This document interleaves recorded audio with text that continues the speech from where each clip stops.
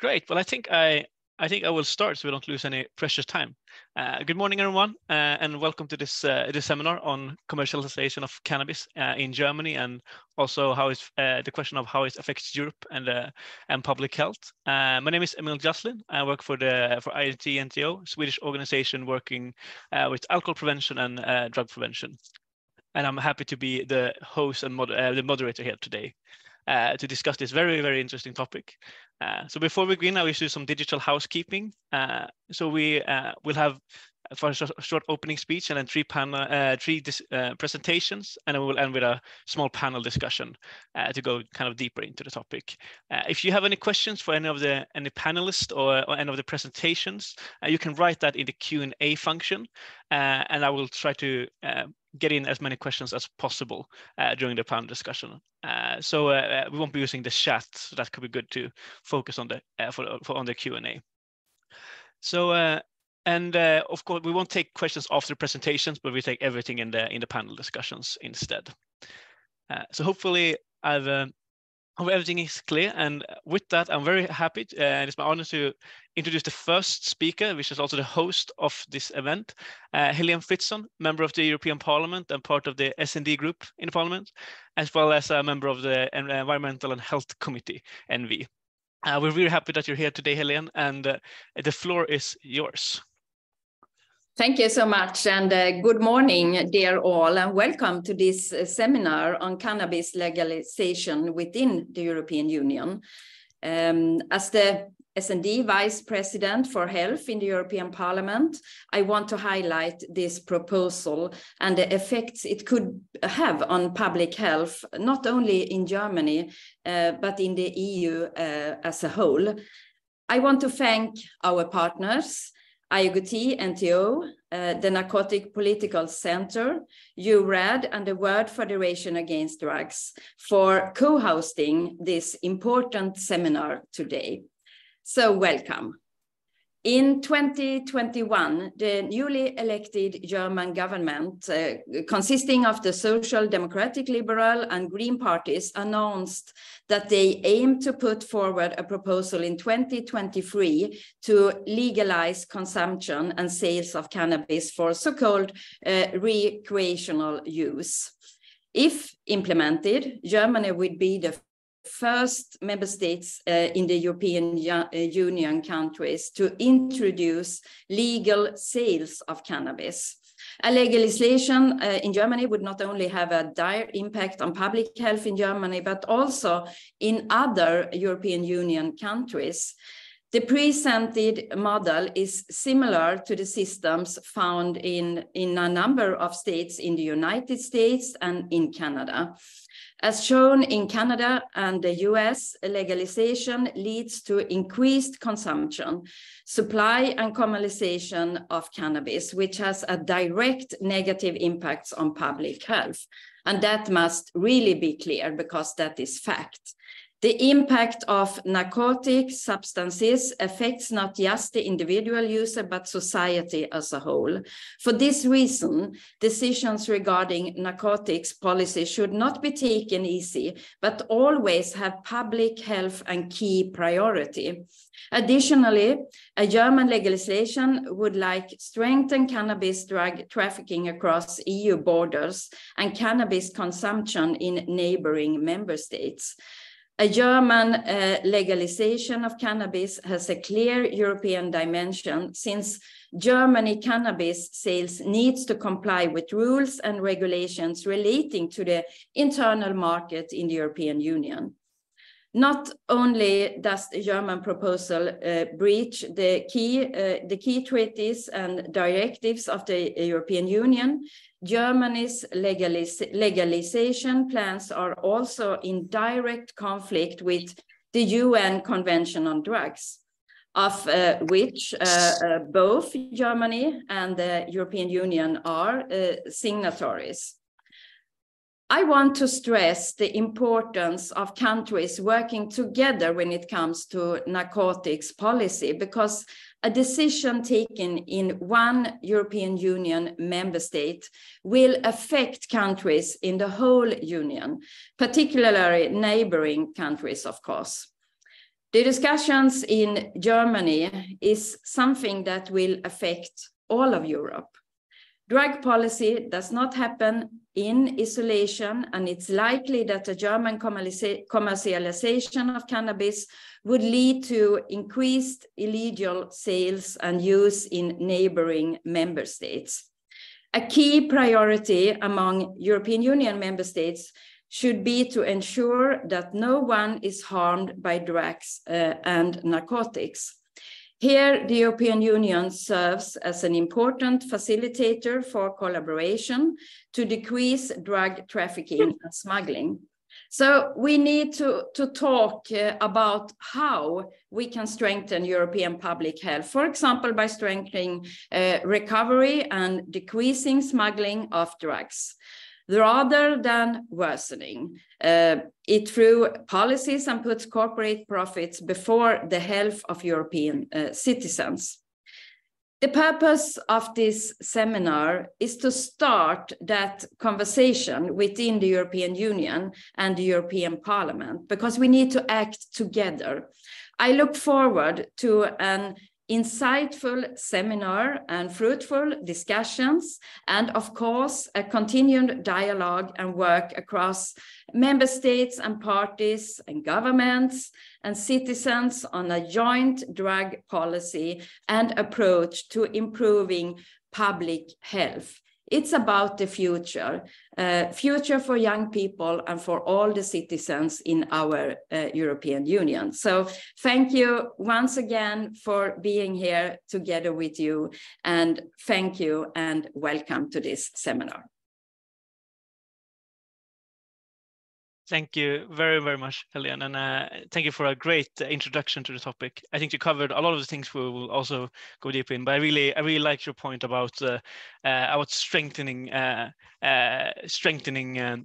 public health and not worsening it. I think is a really important point here, and talking about how we can work together to decrease the harmful effects of drugs and decrease public-related harm from drugs. So that's a really great introduction. And with that, I will move into the first presenter, which is Bobby Smith. He's a child and adolescent psychiatrist, and he has been studying the effects of cannabis for a long time. And he's here to talk about the effects of cannabis legalization, what would be the consequences for public health. So Bobby, I will leave it over to you, and I will also try to get your presentation up on the board here. Thank you, Emil. And so my day job is working with teenagers with addiction issues, and cannabis has become a huge driver of demand for my work. So I'm really interested in this topic. So the next slide. We already know that across Europe right now, cannabis is causing a significant level of concern from a public health perspective. Among new entrants into addiction treatment, no drug is generating more demand for addiction treatment than cannabis. It's about double the demand for the second highest drug, which is cocaine addiction treatment. And the number seeking treatment for cannabis has increased by about 25% in the last decade. Cannabis can also cause acute harms. It can cause people to become very, very distressed, and some of those people will present to emergency departments. And if you look at drug-related presentations to emergency departments in Europe, the drug that features most commonly is, surprisingly, cannabis, ahead of cocaine, ahead of heroin. Next slide. So what concerns us as psychiatrists, I suppose, some of the longer term harms, particularly where people commence using cannabis in adolescence. The adolescent brain seems particularly vulnerable to adverse impacts of cannabis. It seems to affect white matter formation. And one of the downstream consequences of that appears to be increased risk of developing psychosis. So the next slide then. So when we've got a current public health problem, the challenge for us as health professionals is to figure out how can we make the situation better, and also how can we avoid making it worse. So it's definitely worthwhile looking at other countries and jurisdictions to see what policies they've employed and how they're getting on. So North America has been liberalizing its cannabis policy over the last 25 years, initially with very liberal approaches to access to cannabis for so-called medical purposes, and then formal legalization. So how's it getting on? So that next slide looks at that. So this looks at data from the Global Burden of Disease Survey, which looks at a whole range of different diseases and illnesses. This slide focuses on the amount of disability and health problems arising from cannabis use disorder globally, where red is bad and blue is good. And when you look at cannabis-related harm, the location in the world that is doing worst is North America. It's Canada and the United States across all the metrics. So next slide. Again, what concerns me, I work with teenagers, is teenage cannabis use. And the most concerning pattern of cannabis use is daily use. So again, in the United States, we see that 16-year-old children back in the early 90s, about 0.8% were using cannabis on a daily basis. That has increased by 600%, sixfold, up to 4.8% in 2019. While in Europe, we've kept the rate of daily cannabis use amongst our youth relatively low, still less than 1%. So America clearly not doing so well in that regard. So next slide. So this is data on adults in the United States, and the line to pay attention to here is the red line again. So this looks at the magnitude of the increase in the proportion of the population who report daily cannabis use in the adult age range in the United States.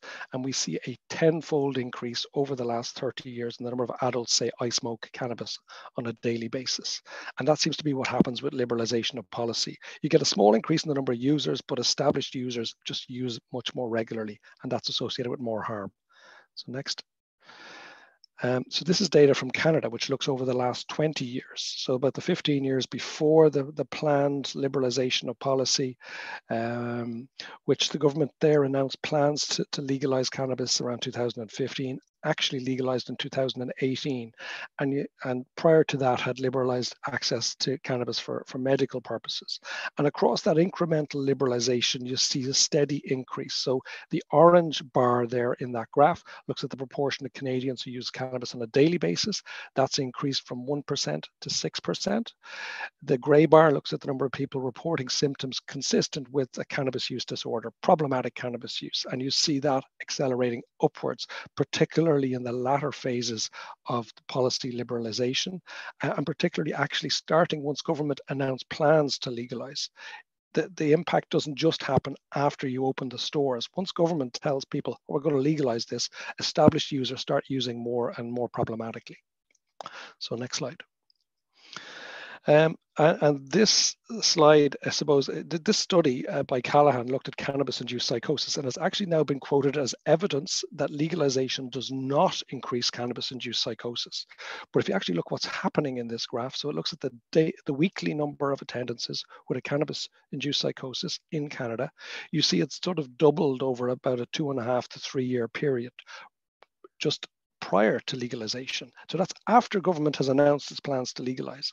And the problem with this study and lots of other research is that they use that pre-legalization period as your baseline period. And then they sort of say, oh, and when we actually opened the stores, it didn't continue accelerating up at the same pace. Therefore, legalization has had no impact. But that ignores the fact that it's the promise of legalization that's driven the upward trend in the first place. So this concerns me as a psychiatrist. To see a doubling in cannabis-induced psychosis in just 2.5 to 3 years is a huge public health concern. So next slide. Next slide looks at emergency department presentations over a longer period. So you see that baseline before legalization, 2010 to 2016, where emergency department presentations, particularly in younger adults, are nudging upwards. That accelerates upwards further after government announces plans to legalize, and then remains at those high levels and jumps higher again following actual commercialization of cannabis. So you see the number of presentations has gone from about sort of 7 per 100,000 per annum up to about 35. So that's a 7-fold increase in the number of people presenting to emergency departments sick as a result of cannabis in just a 10-year period. So next slide. So yeah, and I suppose okay, so it's not just the individual that's affected by cannabis policy, or good cannabis policy or bad cannabis policy. Child poisonings are a particular concern, and these are one of the more consistent adverse impacts of legalization in legal locations, particularly once edible products are legalized. Sadly, these are often designed to look like children's sweets, and children accidentally consume them. So we see a surge in numbers of children presenting to emergency departments following accidental ingestion of usually a parent's edible cannabis. So next. There's also the issue of cannabis impaired driving. So if you drive when you're a bit stoned, you're more likely to have a crash. You could injure yourself or other people. And again, the study at the top of the page there by Lane and Hall looked at the states across the United States, and they found that there was an increase in the number of road fatalities following legalization, both in the state that legalized and in neighboring states in the year after legalization, an increase of one per million per month, which is a substantial increase. But it also occurs in neighboring states. The theory being that you sort of get some degree of cannabis tourism, and some of those tourists don't make it home. And there's data from Canada also showing cannabis cropping up more often in drivers injured who arrive in emergency departments. So next. There's also a big concern about pregnant women smoking cannabis, and this isn't really a big issue in Europe. I think women who are pregnant would sort of anticipate some degree of risk. In the United States, there's been an increase in cannabis use within pregnancy, and the bad news, unfortunately, is we know that cannabis use in pregnancy is associated with smaller babies, preterm delivery, and there's also evidence that when those children are followed up into childhood, they show evidence of developmental deviations and problems, which is a real concern. So next. So, when the United Nations very recently reviewed the evidence on this, if you look at the bottom right-hand corner there, that they made a reasonable conclusion, I think, which is that in jurisdictions that have legalized, health-related problems have increased. So next. One of the big things that have happened in the United States is potency has shot up. You get a bit of a trade war between the legal producers and the illegal producers, and that drives up potency and down cost. And that tends to aggravate public health problems because it promotes use. So next. And sadly, the goal of eliminating the illegal market or the black market, it just hasn't been achieved. And what seems to be occurring in the United States is that the organized crime groups move into the states that have legalized and become more active there, and use that as a launch pad from which to supply the states that are still illegal. So with Germany legalizing, you'd anticipate the organized crime groups will move into Germany, and they will use that as a launch pad to supply neighboring countries. And it's certainly that's not good news for Germany or anyone, I would suggest. Next.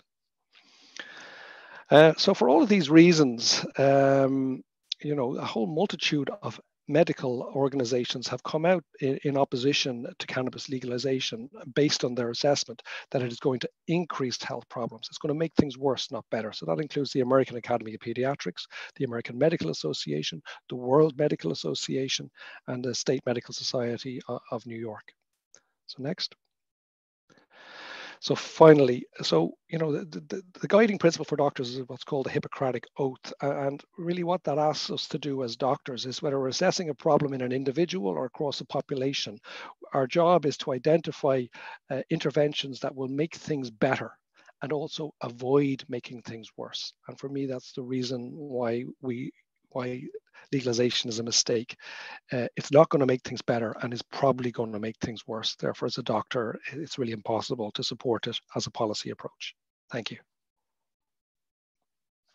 Thank you very much, Bobby, for that great presentation and for fitting that much information into a very short time span. That's very impressive, and we're looking forward to going deeper into it in the panel discussion as well, with many interesting points you brought up. And I think it really shows a really good proof on the many different aspects on public health that's affected by legalization. But with that, with no time to spare, I will move on and introduce our next speaker, which is Staffan Hübinette, who is the Senior Advisor at the Drug-Policy Center in Sweden, and also a teacher in drug prevention.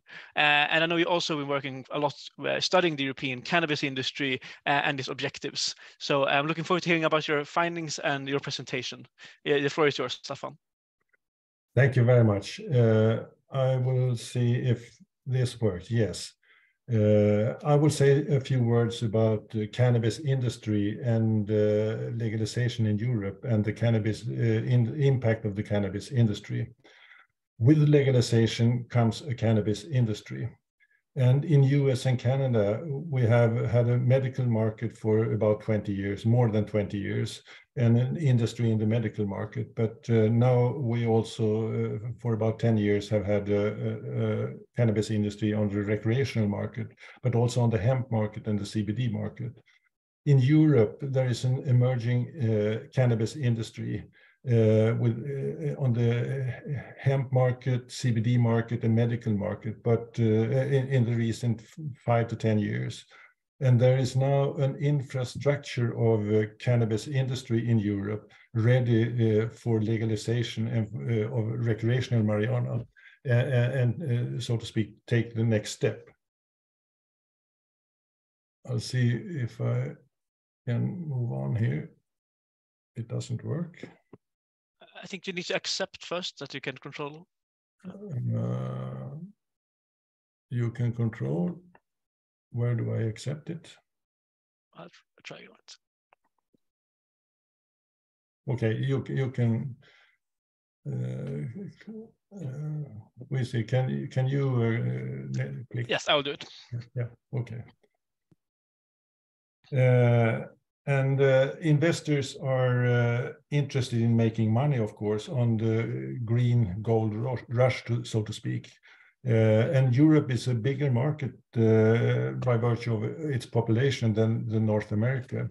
And US and Canadian cannabis industry are investing in Europe now.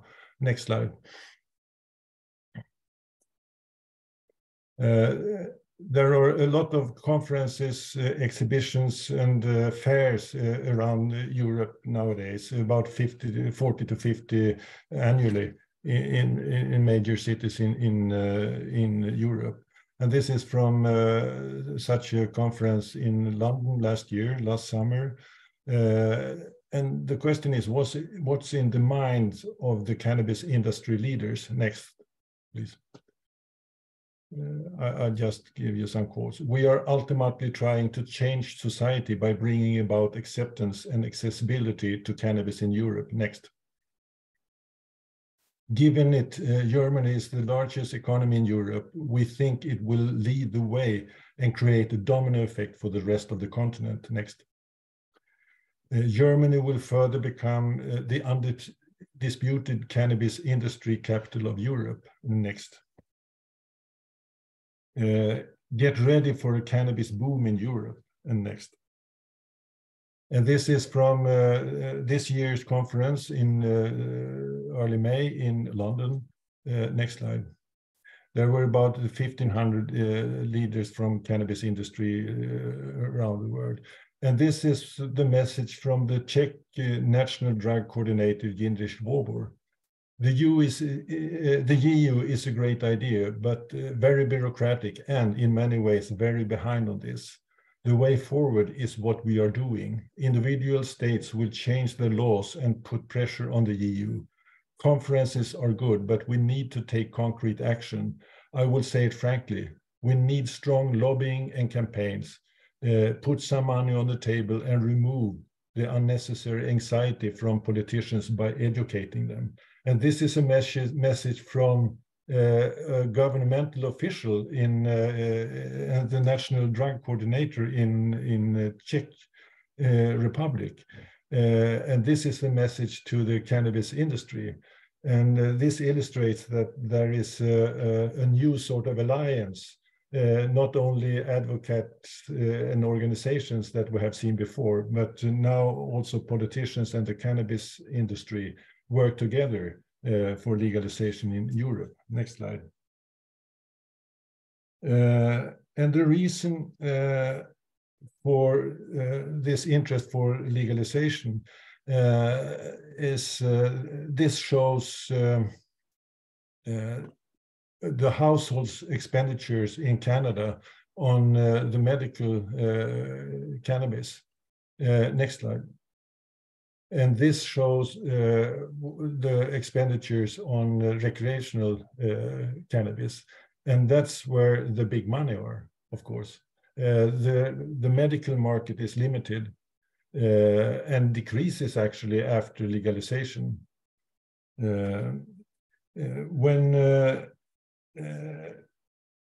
Now the EU Commission has stopped Germany's plans for full legalization. And Germany has presented a watered plan in 2 steps. And at the beginning, there is no commercialization of and sales of cannabis. They will make a trial in step 2 after the summer, but the goal is to have a full legalization. And the cannabis industry was disappointed, but they also said it's a milestone with this watered decision, because they realized that we have to wait some years before. They hope there will be a full legalization, of course. And they won't give up, and Germany won't give up their efforts for full legalization. And one of the main arguments we hear from advocates and the industry is that legalization will reduce and outcompete the illegal market. And what do we know about that? Bobby Smith, you mentioned a little about it. But the market, the size of the market can be the use of cannabis. And here's the 12-month prevalence. In Canada, that can be a measure of the market size. And in 2012, the 12 months prevalence was 10%, and 10 years later, last year, it was 27%. Next. And 2012, the whole market was illegal, 100% of the market. Next.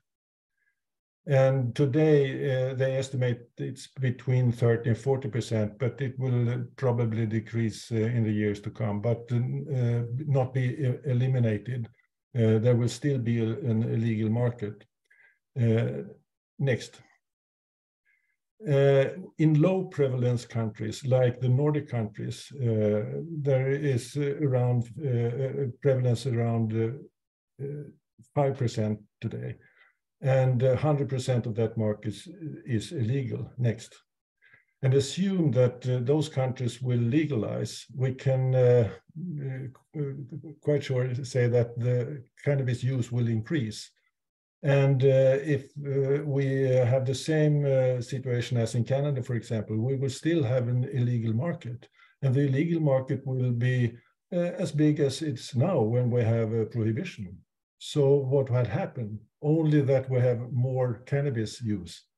Next. So what we also have seen in the United States and Canada is that it's after legalization, there is a continued liberalization, because high taxes and strict regulations doesn't work. So you need to liberalize to lower taxes, lower prices, and get higher availability to compete with the illegal market. And that will increase the consumption. So it's conflicting goals for the states. So the alternatives is not a restrictive model of legalization with high taxes and strict regulation. The alternatives is liberal legalization or a prohibition with a good prevention work within the framework of UN conventions and EU law. Next. And before I summarize, what we have to consider is not proposals today on restrictive models for cannabis legalization, as in Germany or the Swiss trial, for example. What we have to consider is what it will look like 20 to 30 years ahead. And that will be something else, because what we have seen, as I said, in the United States and Canada is a continued liberalization of the regulation. So to summarize, with legalization comes a new for-profit cannabis industry. Yeah, go on. And we will have two markets that competes, and with increased competition, you will see new products and new devices for using cannabis, and money in for marketing and new target groups, especially women. And we will see an increased availability of cannabis.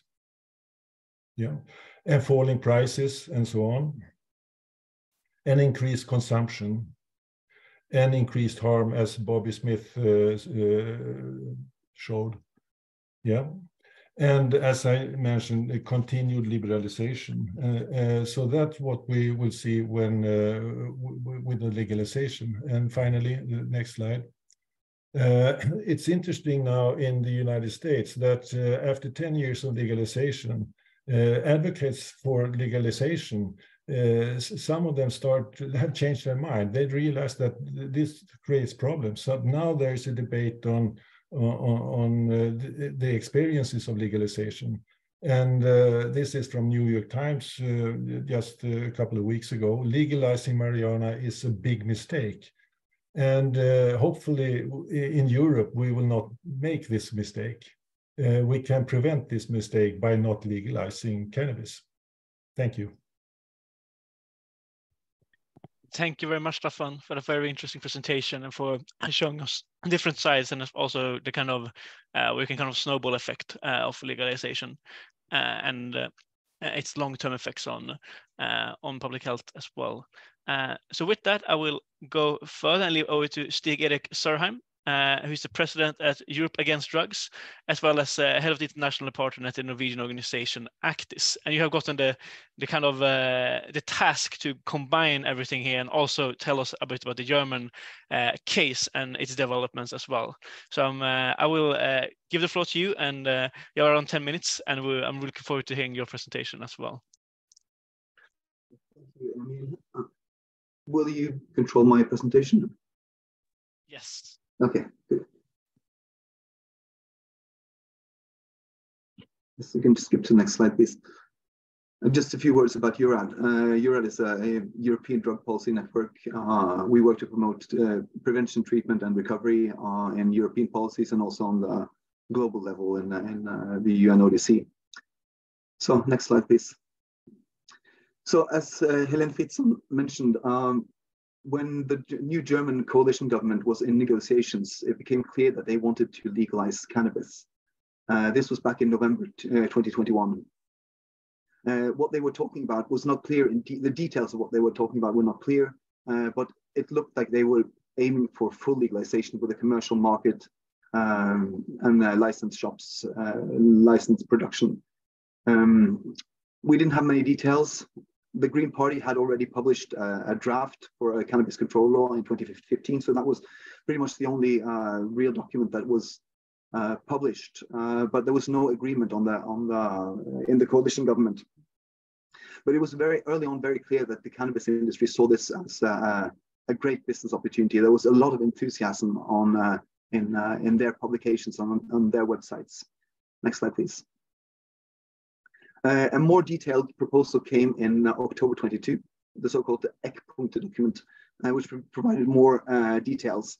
So what they envisioned was legal supply chain, sales through legal licensed shops and pharmacies, and they would add some typical public health measures like age limits, labeling and health warnings, advertising bans, drug driving rules.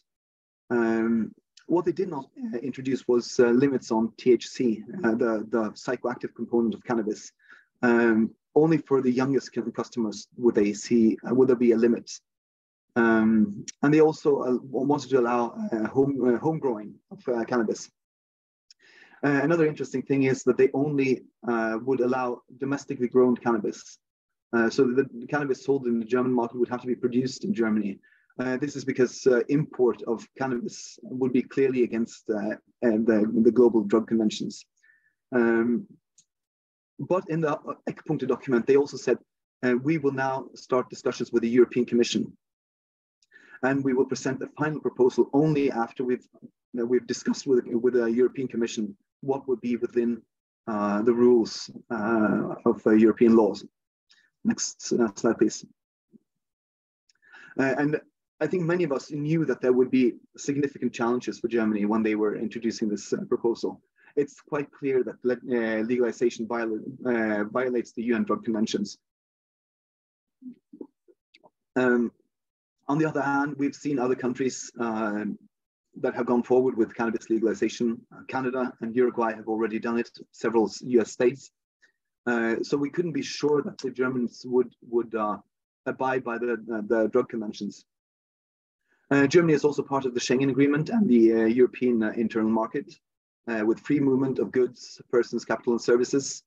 In principle, products that are legally marketed in one country would be legal in all the EU states. I think there would be some, it would be possible to make reservations for health reasons, but the European dimension is very, very clear. Once a product is legal in one country, it will have a significant impact on neighboring countries, both politically, in the sense that it creates a new dynamic in the political discussion, and practically, how do you prevent substances from crossing the border into your own country? How do you prevent illicitly produced cannabis from entering the market in your country? What we've seen in the United States is that the states that have legalized have become producers of illicit cannabis for neighboring states. And that would certainly be a risk in Germany as well, because it becomes very difficult to control the market. What the police in the US say is that you can pretty much grow illicit cannabis in broad daylight under cover of the illicit market. Legalization is also in conflict with several binding European laws and treaties.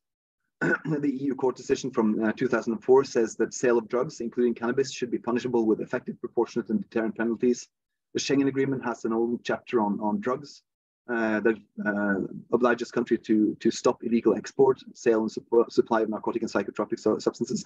So these are binding agreements that Germany has to abide by. And also, I think there's a practical issue for Germany. There's no way that their domestic production can supply the domestic market. The estimates now is that they produce 2.6 tons, and the demand would be 400 tons. So if in a legal market, there's no way that they could supply this legally without importing from other countries. And I think early on that would indicate that they would not roll out a full legalization, that they would have to go with small-scale trials in some areas and gradual expansion. Next slide, please. And after discussions with the EU Commission, they presented a new plan in April this year, and that was significantly watered down. And I think the most important issue is that they do not open up a commercial market yet.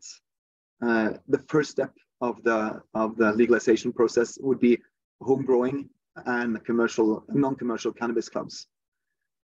But it's quite clear that the long-term strategy or long-term goal is full legalization. So what they're doing is they're introducing trials with legal production and sale of cannabis in some areas, some cities, some regions. The details of this are not clear yet. They promised that they would come back with a more detailed proposal after summer. But I think it's likely that it will be modeled after the experiments that are going on in Switzerland currently, and that have already opened, with limited sales to some established cannabis users. So you have to be a previous user to be part of the trials, and then you get access to legal cannabis. And there will be a research element to these trials. They will somehow investigate how this works out. But it's quite clear that the research questions that they're asking are not public health questions. They are more, to see how people adapt to this new market. And the purpose of the research is to provide knowledge for future legalization. And you can also ask whether they have designed these trials in order to comply with UN conventions, because the UN conventions say that you can use drugs for medical and scientific purposes. And when you add this research element, they could argue that this is in compliance with UN conventions. And also to reduce public resistance. It's much easier to persuade the public that we need to do a trial than that we need to fully legalize. Next slide, please. In parallel, we've seen that Germany and some other like-minded countries are meeting to discuss the future of cannabis policy. They had their first meeting in June 2022. It's an alliance of Malta, Luxembourg, the Netherlands, and most recently the Czech Republic. And you can assume that this is a long-term strategy to create an alliance that could push for a change of rules. It's quite clear that Germany is much more faithful to the, based on the watered down proposal, they're much more faithful to the UN conventions and the EU agreements than Canada and the United States have been. They don't like the agreements, but they abide by them because they feel that they are so they are working rather to change the agreements in the longer run. Next slide, please. So my conclusions is that the legalization of cultivation and sale of cannabis for recreational purposes is a violation of the UN Single Convention and EU law. I would also argue that the home growing in cannabis clubs, as well as trials where legal sales are problematic. Certainly the legal sales in trials are, I think this is a stretch of the UN conventions. Home growing in cannabis clubs, I think it's a gray area. The purpose of the UN conventions is to reduce the use of substances, not to increase access and use. So I think it's against the spirit of the conventions. The question is whether it's a clear violation. But I think we need to see that this is a first step, and the German government's stated aim is full legalization. A legal cannabis market in one country will affect neighboring countries, and as the cannabis industry was hoping for, possibly create a domino effect.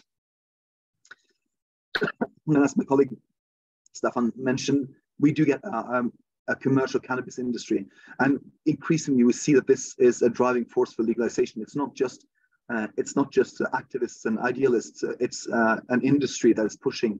You see this in the United States now, when the amount of money that is put into election campaigns or referenda on legalization. This does not come from individuals. It comes from industry that sees a business opportunity of expanding markets. The experience with legalization shows that use increases. Dr. Smith mentioned several of these studies.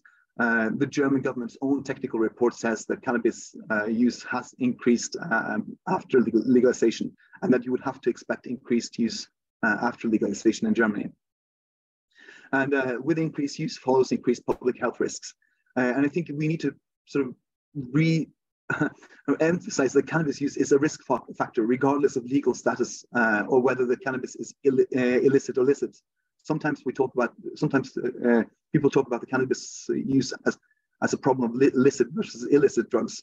But the fact is that we need to prevent and limit use to prevent harms, both licit and illicit cannabis. And the way forward for Europe must be to promote prevention and treatment within the framework of the UN conventions and EU law. Thank you. Thank you very much, Stig-Erik, for that great presentation and for concluding everything and talking about the German example. So with that, we'll go into the panel discussion straight away. And I also want to remind all the participants that if you have a question for any of the panelists or for the entire panel, you can always use the Q&A function. But I wanted to go into one question, which kind of start from where you ended, I think, Stig-Erik, is that I think one of the worries for me, at least, when I'm following the German debate, is just kind of the lack of the public health perspective in the debate. And I was just wondering, what do you think is the most worrying about the kind of debate in Germany when it comes to the cannabis topic currently? Well, what do you think as a worrying trend going forward? I think it's going to be all panelists, but maybe Stig-Erik can start. And I also wonder, for all of you, kind of, how do you think this current process in Germany and the debate that has been on the EU level as well, how do you think it will affect cannabis and drug policy in the EU going forward?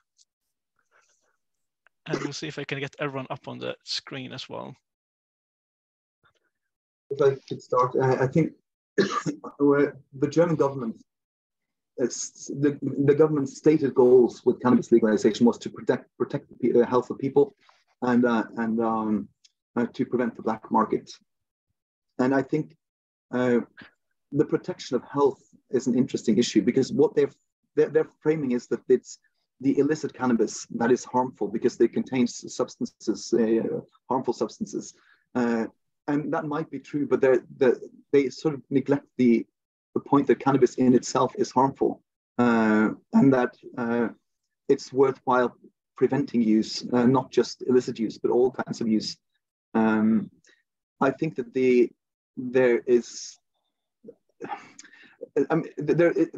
it's possible to set up a restrictive public health oriented cannabis market. But I think that what Stefan said was talking about is there will be a constant pressure because to liberalize and to soften laws, because there will be a black market to compete with, and the other stated goal is to beat down the black market. And I think that there's a goal conflict between reducing the black market and protecting public health. The more you protect public health, the more space you create for a black market. And I think the German proposal currently, I mean, the biggest weakness I think is that I don't see any way that this will actually curb the black market, because I don't see that this non-commercial production will really feed that market, will really be able to supply the demand for cannabis in Germany. That's my take on it.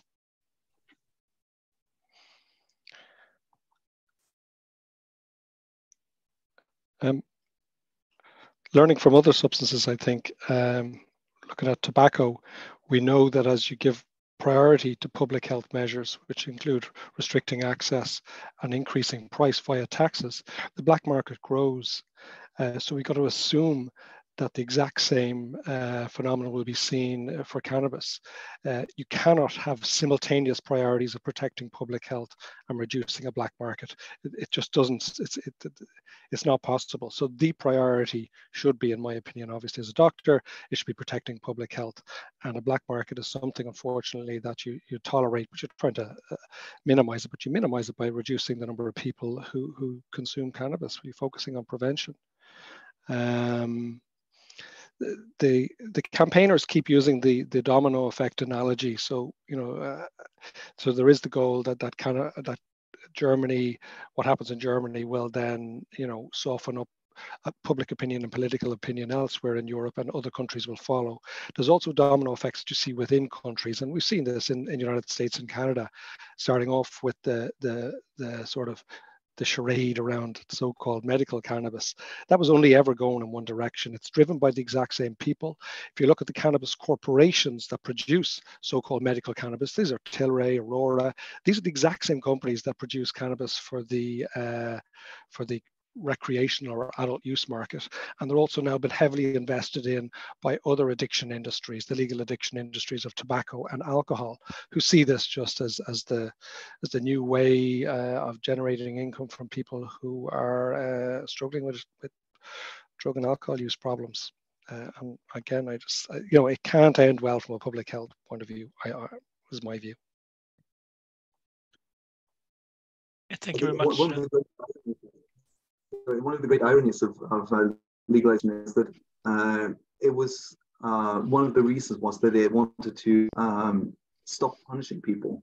And what we see now is that the legal cannabis industry is calling for increased enforcement of laws to curb the black market.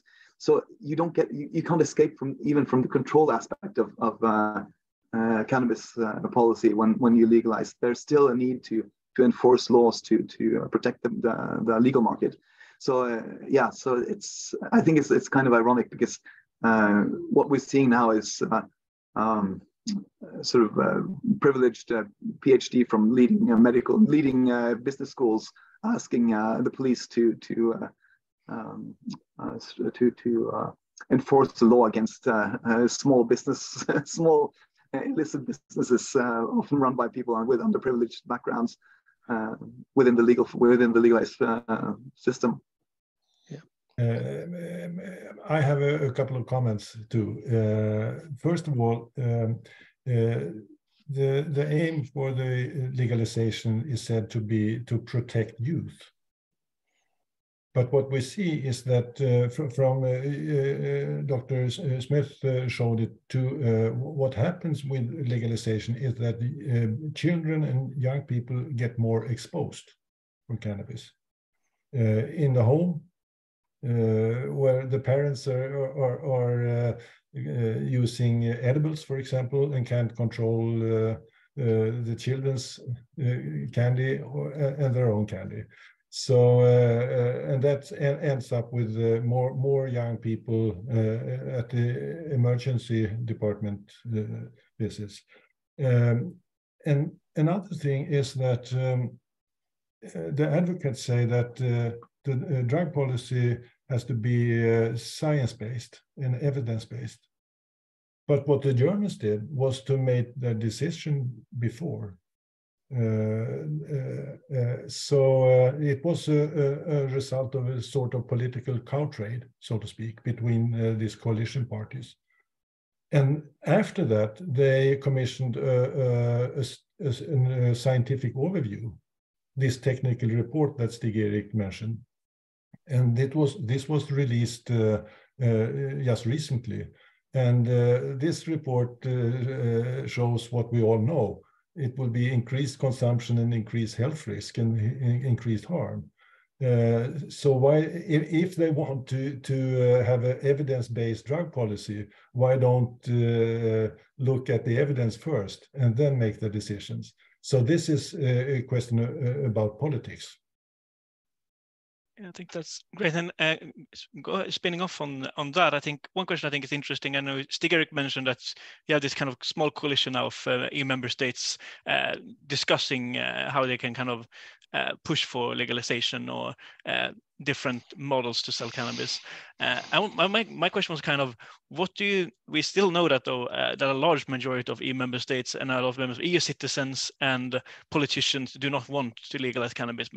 For many of the arguments that you have mentioned today, what will be your message to them? What would you expect? Because you see these member states kind of, I mean, they're out and they're voicing their opinion on legalization, but you don't really see as many people kind of defending the current system, as you say it, in that sense. So what would you kind of be your message? What do you think other member states should do, or for that matter, other politicians in Germany for that matter as well?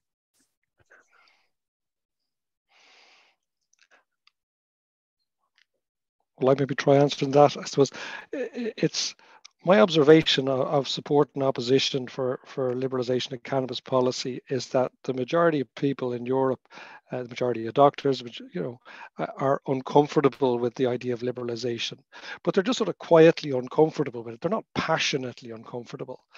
All of the passion seems to lie on the side of the minority who want to see policy change, and maybe that's just human nature.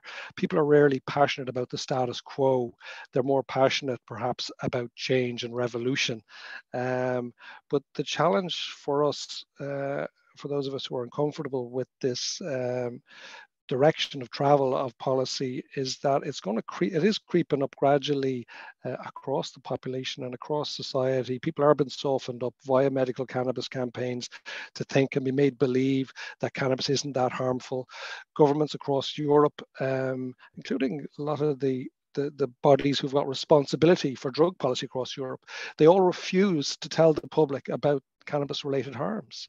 They're actively opposed to mass communication campaigns which would actually inform people that this drug is causing a lot of addiction and carries with it a range of mental health risks. I don't understand why governments are refusing to inform their citizens of the harm that this drug is currently causing. And I think that would dampen down some of the growing enthusiasm amongst the sort of swing voters on this issue. I would say that I fully agree. And I also want to say that there is a risk that some politicians and political parties don't want to take the discussion on normalization and legalization of cannabis because they are afraid of losing young voters in the next election.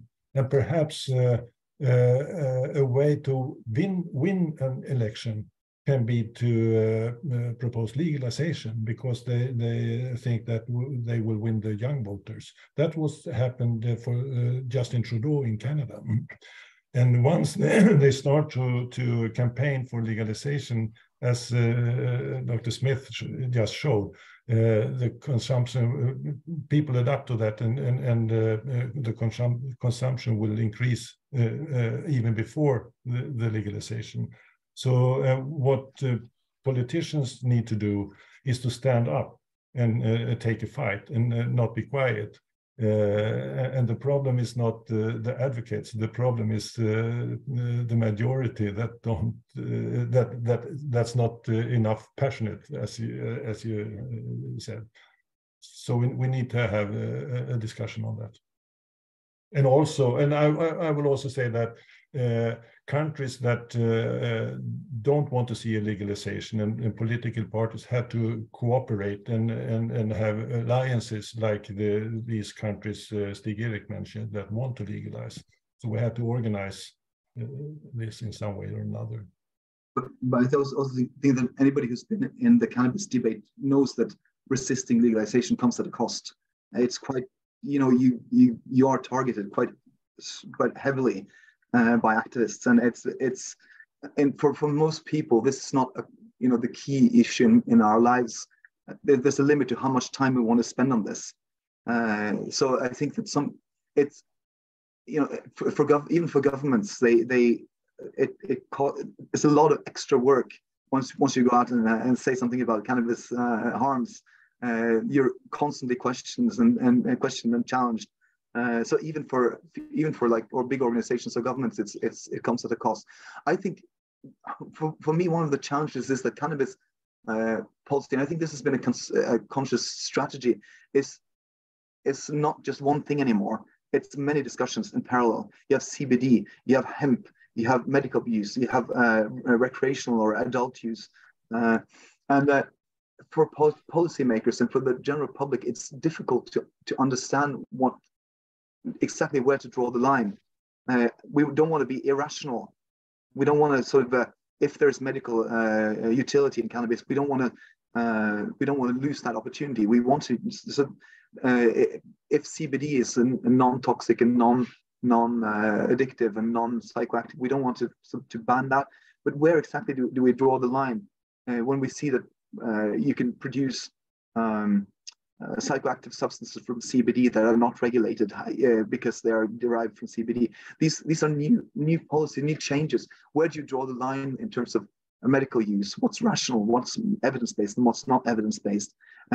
It's quite a complex picture. And I think the cannabis policy is not just legalization is not a switch that you turn on or off. I think it's more like a tap that you can, it trickles under prohibition. And you can turn up the tap a little bit so the water flows more with medical cannabis or with cannabis clubs or whatever. And at some point the tap is so open that it doesn't really make much difference whether you legalize or not. And I think that's what the data from Canada shows.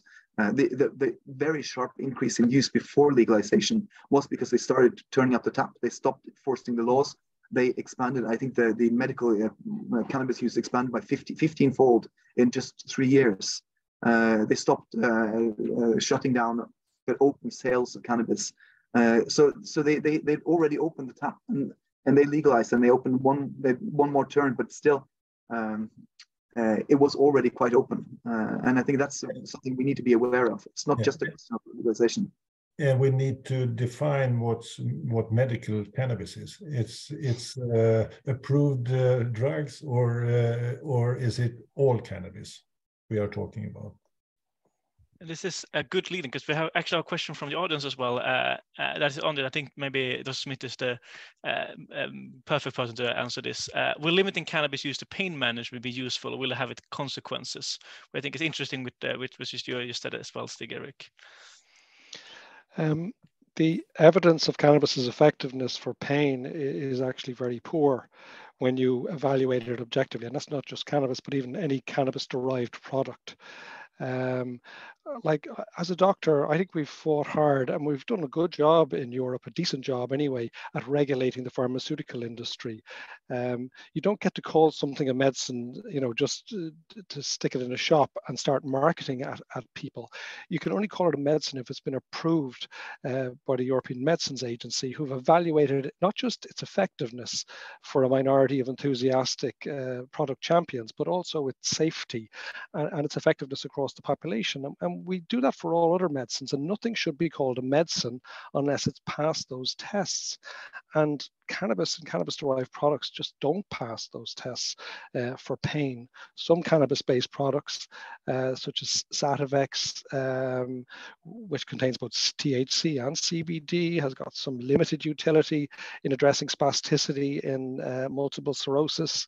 But there's terribly limited conditions. CBD, you know, is certainly very useful for a small minority of children with profound forms of really severe childhood epilepsy. And in those cases, those products deserve to be called medicines. But cannabis, the plant, like, this isn't 1723. You know, 1723, you go to a doctor, you'd leave the office with a bit of a plant or some potion he'd brewed from something he had in his garden.